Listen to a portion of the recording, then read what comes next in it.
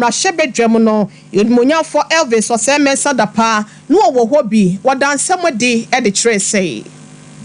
kasipan sɛ kamedi mate saa na me amato me taxi amede bo me konsu ma kran so why because and that's what they say Sompa FM from primary 1 because it's a real coming commercial report we got them promotions all over and me took a Germany and they me who on me typical home thousand and quarter me abra forest is a me kodomi board there on some share bibi the man council and that time me jina hay me share bibi nti manya title akasie be senum na me hu se ejini panya ne senti me twa ho krata na after all these peaceful elections ahead the area population and my publication no nti ba ko no edika no the very laziness and my class it kills ambition.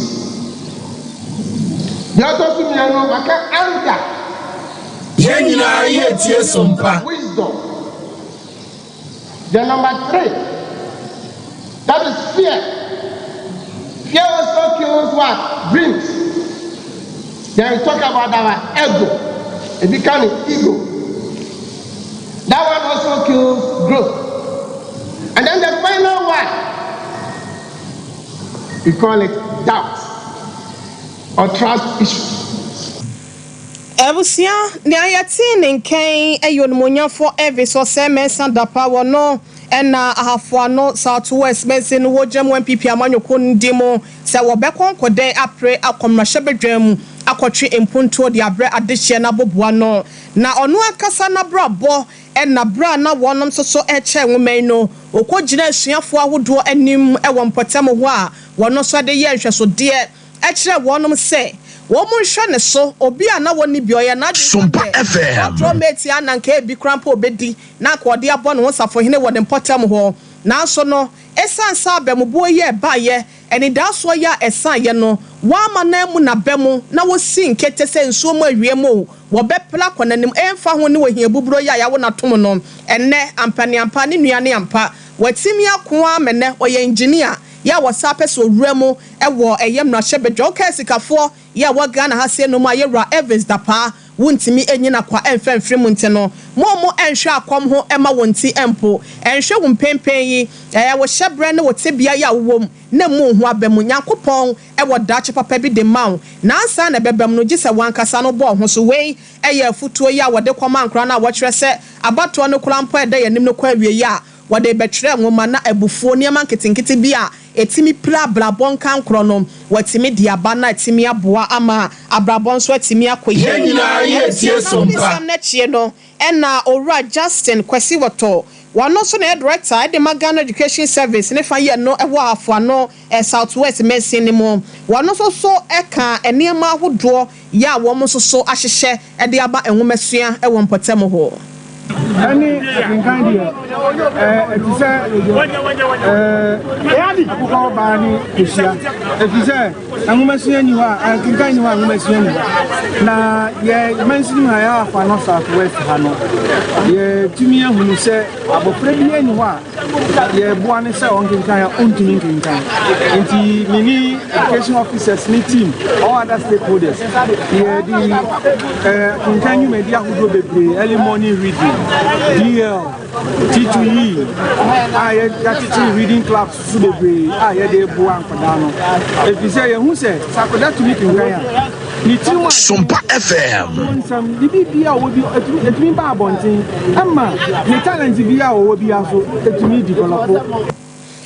Ebusia yewra Justin Kwesi enso semwachinom and I will read the graph pempe ya ekoi wodi muntintima ya na sene na funuma so efri empatam ho no wono so semi ko bi na manka bi de etese de wakuma boatia na wantwe ne tie chinti no wono so esisei edi twato inspired my decision to take this major step is because first I come from the district and I realized that to contribute to education to contribute my part on education to this quarter, I realized that this NGO is into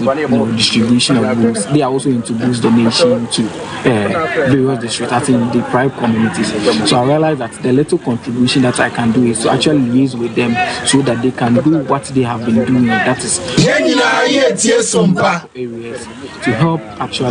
to help regards to the reading of these to improve the reading of these.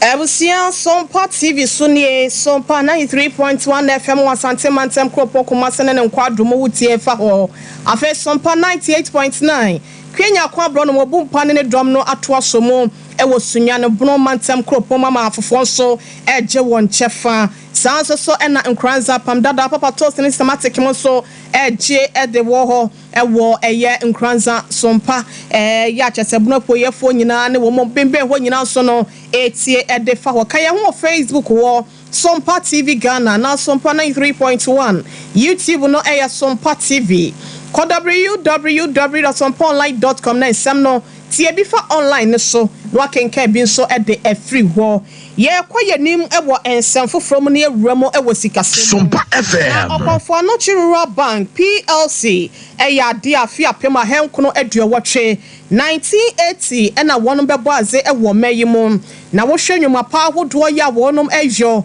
ene wonom ebo my Ghana ye nchichire ne yempuntu abesikase mu mpajamu a wonom abo homode pa besi ne ya ye kasei banks ni bi esore ya naso wani gina wasa hwehwe ase wonom agina wonaso besi na ye kasei ama wonom dwumedie no kwa na ekosoro efri adomo ekwa adomo a wonom ebo tememfo ebase yenhwe sika so yemesika sam ho nkyerɛkyerɛ yema besia bose be ya amanfo nso betimi anya bi ede eteretere won so enkwata entaban mu ewo wonom so asetena mu dwumedie ahodo mu a wonom ebo wo homoden papapa na afia no obu nkompo ehwe wanchi ehwe won dwumedie ahodo mu ene ma ya wo free afina hyase wa ya no na kyese wode ne nyina agususu dua so nyina ye tie Sompa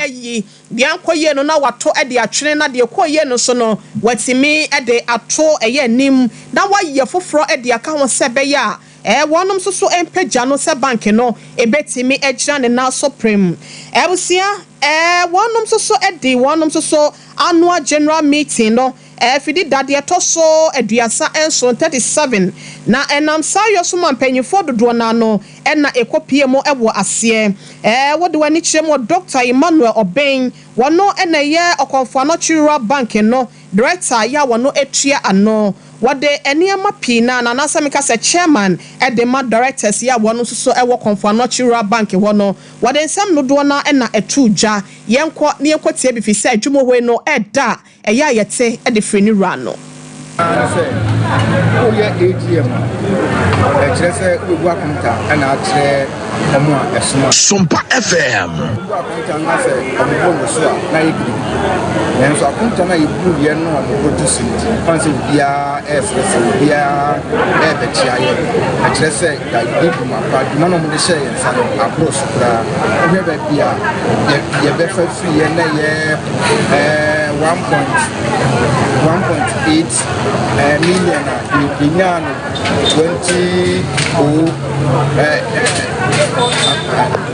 2022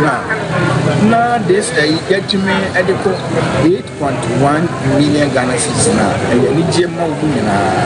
now share say nya no ya fa answer them ya beka akere won ama ene ye beche dividend ama omo ya ensa ebeka ne ebusia ne wakasa ye titreni edema board of directors ye omo konfo no Rural Bank PLC no Dr. Emmanuel nyina ye tie Sompa na ndo disem no echi ena tibrekese ne chief executive officer de ma bank no ye rapport kwabna odro wono so ekasa ye ekyerensemo edema ye say Mapaba, at the back of Panochi, within the pop of Chief Executive Officer, IAC, na enen so dame adom ye the 37th annual general meeting afibia ye sheshia adwumaduafo aye shareholders na ye bu konta ele kire omo efa bank no dwumadia ye di no afi atwa mu na ye de akire ye adwumaduafo enen so dame adom ye de abawie na wo ha afi ye nkrata mu a na edan so kokra eye ye profit aye nyaaye anyema bebre akona nyim ama in fact dividend kwa iti aye eba ye boni be ka say 89% increase over last year na what the buy and nominal return or yield on investment Sompa FM the bank media plan where one or memu hanuma said you abaya tu a wo sika ngwa mu a benya sanfa so ade so komfano chi ba bank na we nyina yentumi nye adonga ye customers ye beja omumu ye damas ye pa obi bia one komfano chi bank bi duma bia ye damas mabwa ye ama bank na pija ye damas ye nyamu da na ye management so a medam ye ne board of directors ye shembo say ye de ma be agu akwa mu a osika da ha menya sure say enfie be bia atwa mu wo sika to komfano chi bank Abusia ni awakasa ye tibrekese ya Okonfa Natural Bank PLC waye tibrekese etua anoye ra Dr. Paul de enonom na banki ni ti ewo wiamo ase enam sa yo so bra na dwumade ni koso no he popo ya wote adwaso de ma de hye ye wo wiamo ase na naboachi ye adom eso etre na tenka ya wanya ye nyina ye tie Sompa ene wo dwumade ahodo ho business there in the bank. It's a good to choose capital. We will never be a bank to see how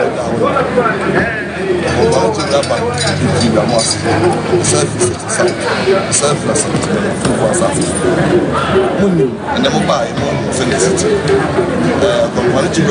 Bank, yeah, more buy. We not as a class. Now, some emergency and come. And they buy a bank from one who work in some degree. But you hate it. Yamiada last year, say, there was so and they buy Abo we are more saying in anaboachi ya dom when ye tie no ne krakra mu no one so ya shareholders e wo eye Sompa FM ehyamude na se no de wani kwatwa wi ya wo hwen santemo ekodi mu adanse no won so asise e de traman sign and I 37 annual general meeting. I'm a buyer, no, said your bank, you know, and my foreign directors, no, see a board. That's your buyer, profit. What the not the other to one can I claim not going 100%. And as a movement, you deal. I saw yes, but it's my by the English after that. A beer. 8 billion munya na fee asada ambetumi asabo bi se wo hwe bank no empuntuo ne se de fee nyini na e koso Abusia ye free wo na ye nkoye ni mansa na ye beto aso no ye kanfo mizo free drink ni 5G mizane de ama wadaro madwumede bia wudie no momodin ase wonsa beke bi na de aserve ahoho apomodin nyina ye tie Sompa modin so busu chapo 5G mizano so eye energy drink papa watoba ha e wo dwumede mu akọ na enkenya wo se kubu na etimi bo adwuma eye 0246 270221 Dr. Silas minu abemo no ene ye manager to friend obehwe na watimi abre will be 21st clinic ye sciatica expert usisi ya chintin yes how fa to ase etisi wusiremu wanantu na atiesi wonantine ho wo de no ha wo nante kura no watwe breaki ansa no wato ase fi se wo 29 na ya nentu wotina se na wo sori na ya asem wo da ho nso no kura mpo na wo pagya omo ani nyina bobo abusua na duro no e wo 21st clinic 15 branches ene ye bie ya de bie ha wo bie fi wuti so ekopem obora no fo ani kire ho na yentimi emo officer massaging treatment koso laboratory test ahodo nyina bi wo ho 0540311311 0540311311 Sompa FM so ye drum mo e wo South Africa no nti no wo Johannesburg wo Zimbabwe wo Swaziland there for bay appointment when the doctor for ne nurse for ne buki na wontimi mehwe ensa wo yare wa ento ase mfama 0244 915 116 0244 915 116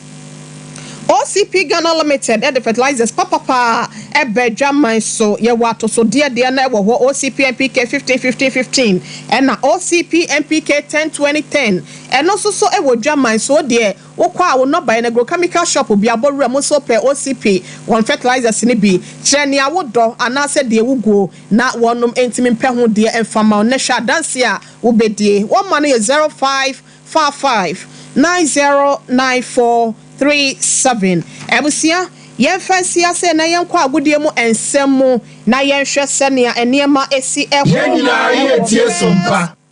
Plus Capital Premier League ni mo na yentime enfa into apo en sorry edwa so ye sure see First Capital Plus Premier League no match day 2 na yenso yabo ewremu na wasa samates any bibi any goal stars edebo ani na krobia refra sante kotokometemo kuma pembeba enso ni so ateman ede ebo ani na so no bibi nti watu on matches no ede ashada na enra da Lagos cities etrefie ema media bafo ebeto atena baako de tia wonom sanso ena enne games ni bi ebeto toja brekum Chelsea betrefie ni Carrera for ede abo eni Afe Lions enso ni House of Folk never say die until the bones are rotten wonom ede betting time so ewo ho Holy Stars for so ni Dreams of Sea ena ede ebebo eni ama Young Apostles any nations for so de Sompa FM so na Bechem United wonom so ni Adriana Stars for Jama ena ede ebebo eni Nyankopon ya adoma ochina 3 p.m. Accra Lions any vision for no so de no ebetimi abaso na se senia enema esiko ewo First Capital Plus Premier League ni mo no ena yede amamu no wonim se eba agudie mu nsabdia na Sompa TV Sompa 93.1 Sompa 98.9 ena Sompa 90.7 yema pane entofo mu abla yema wonhu commentary no ebeba so live ya no anya bre na wetimi etie bi yede ni nyina esi ase ne de aseda rempi mo siedo e de amaye Rasanti ebo Benedict wa yesamfo panyin ni screen was Sompa 93.1 FM Kumase Sompa 98.9 ewo sunyane ena Sompa 90.7 so on kranza yenda yenuanom nyina asese won so so motopeten yɛnyina yɛtie sompa nche yenso no won saka ensempa bi yena azuka ase yena bema safo kantanka ase ena fe man pike wonum nyina eboa ye ema wutimi ehwe kasie etie ye ewo social media handles no search chief die no from ede mame ekobede sesempre bema so na hwe Sompa TV ho ede emame ma men sorry edwa so agundi abe Sharif me da se papa ye 2 p.m. the blessed sun asante mampon ye da se piaga amisco spelele ene eye kwadwa sempa furniture works mo amoba Facebook ni YouTube ni nyina so ye da mo ase medidi wo hene re mame ekua yeboa asia mabronya ye sorry so ama nyame asem so atime abawon so wa kwemenu achi minister BJ e the hour of hope dwumadie no ebeba abeto amoso ebusia ya sorry edwa so Sompa FM All new refreshment in a can. Mixer 5G is a tasty non-alcoholic drink. It is a perfect companion for all your events, including parties.